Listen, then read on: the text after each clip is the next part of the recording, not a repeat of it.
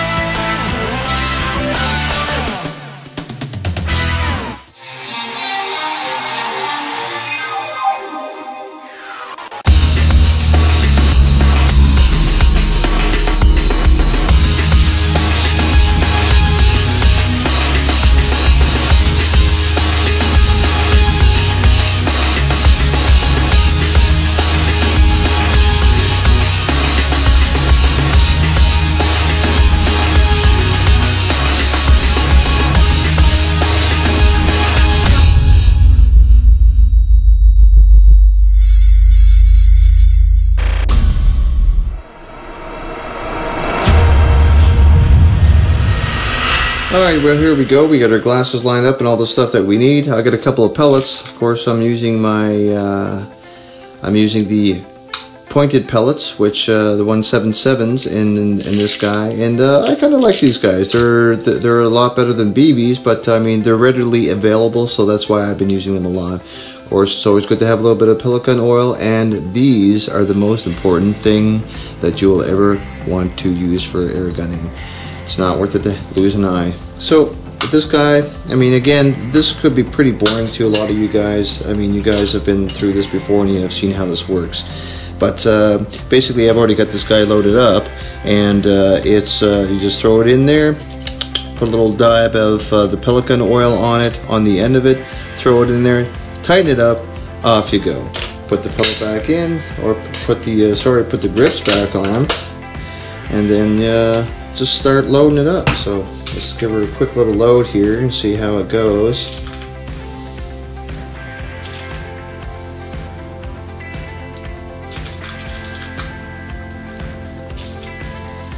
Alright, back on the spindle it goes, and safety's on, so it should be ready to go. Alrighty, well here we are. We got the old 357. We're gonna ready to shoot this bad boy off. The most important thing, and more important than the 357, is these little babies. Gotta have the glasses. Now, I traditionally have not worn these. I just kind of went with regular sunglasses. They're not guaranteed to stop anything. The sun, yeah, it helps. Pellets ricocheting back in your face, not so much. These I know will help deter that. I don't think they're ballistic proof, but I mean they're good for they're good for factory work and stuff like that. So if they're good for that, I figure that they're pretty good for here, and they're better than nothing. Always wear safety glasses, especially when shooting BBs, especially when shooting inside. If you don't, you're an idiot. And I don't mind saying that, unless you don't have your eyes or you don't like your eyes. So, with that said, let's take this bad boy off safety, blast away, and see how it does.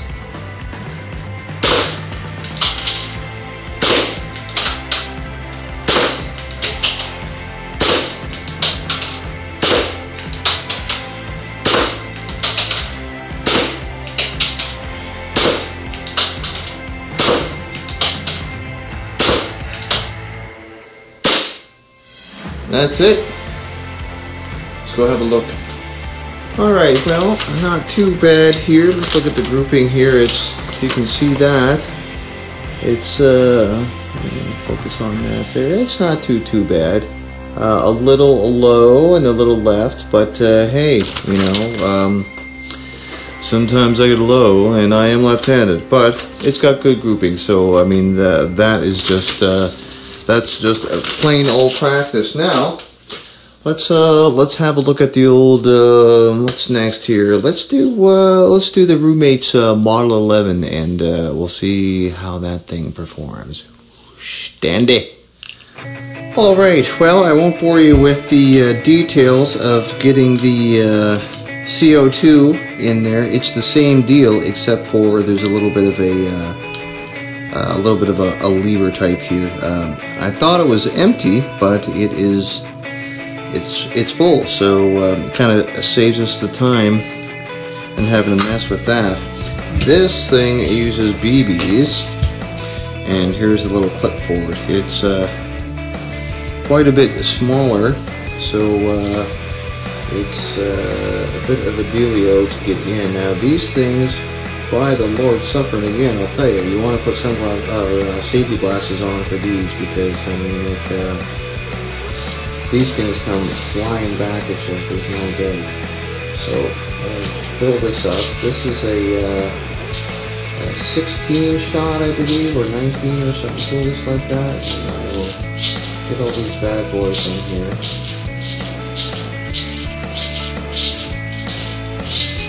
think that's as many as it'll take.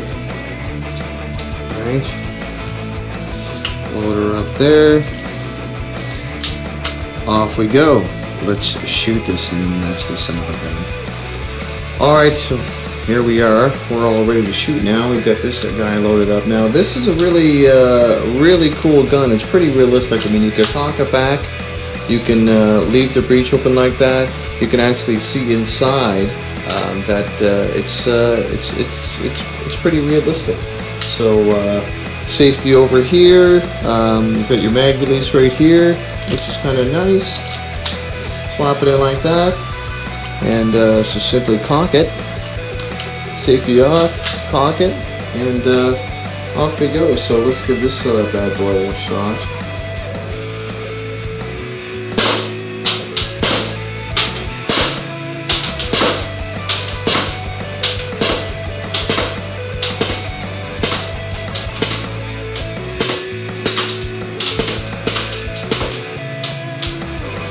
There we go. And you can see that once it's done, you can either reload it, throw it back in, and you're ready to shoot. So that's pretty cool. Let's go take a look at how we did up here. Well, there you go. Not too bad. A couple of strays up around.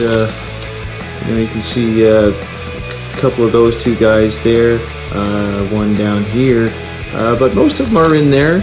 I mean, it's a lot different than using the 357. The blowback sure does make a interesting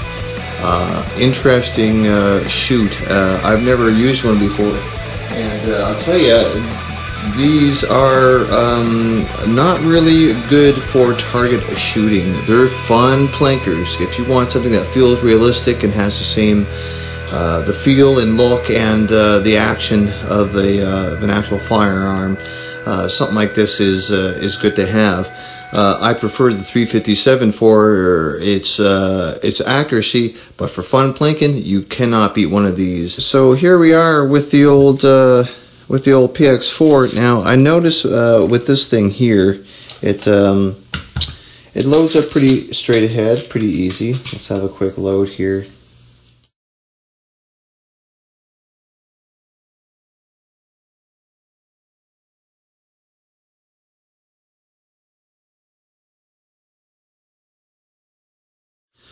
Alright, so here we go now with the, this is how this here gizmo works, is that this is in the normal position here. The idea is you throw your CO2 canister up in there, tighten this up, and then you have to have it in this position here. Tighten it up as far as you can, and this here pierces and seals the deal. That's the theory. I find that it's this is a real pain in the ass to screw in. I even had to put in a little bit of a cardboard shim to help because I found that it wasn't sealing quite well enough. Let's give it a shot anyway. So every once in a while you want to take a I do every second canister. I'll throw a little dab of pelican oil on there. We'll throw that on there, and what you do is slide her up in there. This is the part that I really do not enjoy. You have to take your finger and you have to, like an idiot, screw this thing, and it's hard to get it nice and tight in there. There's been a few times where I screwed it up and I didn't have it in there enough, thinking it was done. So let's try that, and let's see what happens. Alright, so here we are ready to shoot. So we'll throw it in the clip, eyes on of course, and we're going to take it off safety, give it a bit of a cock here, and start firing. There, now you can see already the first shot, that clip has come out. That's what I'm not too keen about this gun. And it did it again. Okay, now it's staying in. The first 2 or 3 shots, this thing will not, the clip pops out. And I don't like that at all. And then, so there's our 8 shots. Pop the clip out, spin it around, and we're ready to go again.